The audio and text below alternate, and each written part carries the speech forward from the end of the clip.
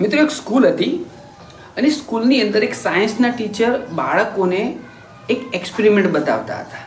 હવે એક્સપેરિમેન્ટ એ પ્રયોગની અંદર એવું હતું કે સાયન્સના ટીચરે આગળ જ એક ઈંડું લાવીને મૂકેલું અને ઈંડું મૂક્યું અને કહ્યું કે જો આમાંથી ચકલીનું બચ્ચું બહાર નીકળે છે થોડીક વારની અંદર, એની ટાઈમ પૂરો થઈ ગયો છે, તમે લોકો દેખો કે કેવી રીતના નીકળે છે. એ જ ટાઈમની અંદર એવું કહેવામાં આવે છે કે સ્કૂલના પ્રિન્સિપાલનો કોલ આવ્યો કે ભાઈ પટાવાળો આવે કે સર તમને પ્રિન્સિપાલ બોલાવ્યો છે. તો ટીચરે જસ્ટ છોકરાઓને એવું કહ્યું શાંતિથી તમે દેખો, હું આવું જરા સરને મળીને 5 મિનિટની અંદર. હવે એ જ ટાઈમની અંદર એવું કહેવામાં આવે છે કે પેલું ઈંડું હતું ને એનાથી પેલું બચ્ચું બહાર નીકળતું હતું અને થોડું થોડું કટઆઉટ કરતું હતું. તો એક હોશિયાર બાળક હતો પાછળ બેઠો હતો, એને એમ થયું કે લાઈને આપણે થોડી મદદ કરીએ એમ. તો હજી તો થોડી ક્રેક પડી હતી, પેલું બાળક આવ્યું અને એને શું કર્યું, ઈંડું આખું ફોડી લીધું અને પેલા બચ્ચાને બહાર કાઢી દીધું. બરોબર થોડાક સમય પછી ટીચર આવે છે એટલે પેલો છોકરો પાછો જઈને બેસી જાય છે અને ત્યાં પેલું ચકલીનું બચ્ચું હોય છે બહાર પડ્યું હોય છે.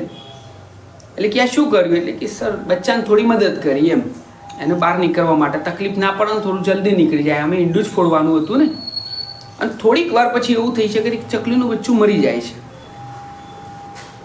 હવે અહીંયા પોઈન્ટ ટુ બી નોટેડ શિક્ષક સમજાવ્યું છે, નો ડાઉટ જે થયું એ સાઈડમાં રહ્યું, પણ શિક્ષક પ્રેમથી બાળકોને સમજાવ્યું છે કે જો આ ખરેખર તમે મદદ કરીને ખરેખર મદદ નથી કરી પણ તમે એના મૃત્યુના નિમિત્ત બન્યા છો. કેવી રીતના, તો આની પાછળ એવું છે કે જ્યારે બચ્ચું જન્મે એ પહેલો એને એક સંઘર્ષ કરવો પડે. એ ઈંડું તોડીને બહાર આવે ને ત્યારે એ ઓક્સિજન લઈ શકે, એની પાંખોની અંદર ઉડવાની એટલી તાકાત આવી શકે છે. આ એક એમના એક પક્ષીઓને જન્મ લેવા માટેનો એક આ સંઘર્ષનો એક રૂલ છે, એક નિયમ છે. એ નિયમ તૂટ્યો પેલા છોકરાના હાથે, એટલા માટે એની પાંખોની અંદર તાકાત આવી નહીં, એટલું ઓક્સિજન લેવા માટે એનો ફેફડો એટલો સદ્ધર બન્યો નહીં અને એ મરી ગયું.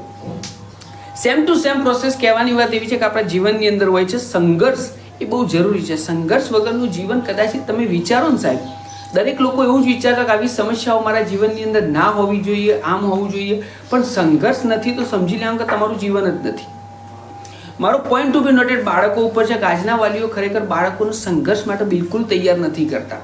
બાળકને સંઘર્ષ બહુ જરૂરી છે અને સંઘર્ષ માટે બાળકને તમે પ્રેરિત કરો. કોઈ પણ એક સમસ્યા આવે છે તેને બાળકને લડવા માટે એને થોડો સમય તો આપો કમસે કમ. અને આજના એવું છે કે બાળકને સંઘર્ષથી સમસ્યાઓથી તદ્દન દૂર રાખે છે. એના કારણે બાળકોની અંદર જે વીરતાપણું જોઈએ, જે સહનશીલતા જોઈએ, જે સાહસપણું જોઈએ, એ બધું ખૂટી પડ્યું છે. બસ એટલા માટે જ મારે આજની વાર્તા બનાવવી પડી કે બાળકો માટે સ્પેશિયલી એક સંઘર્ષ વગરનું જીવન એ સાહેબ જસ્ટ એક વિચારી ના શકો ને એવી એક ઘટના છે.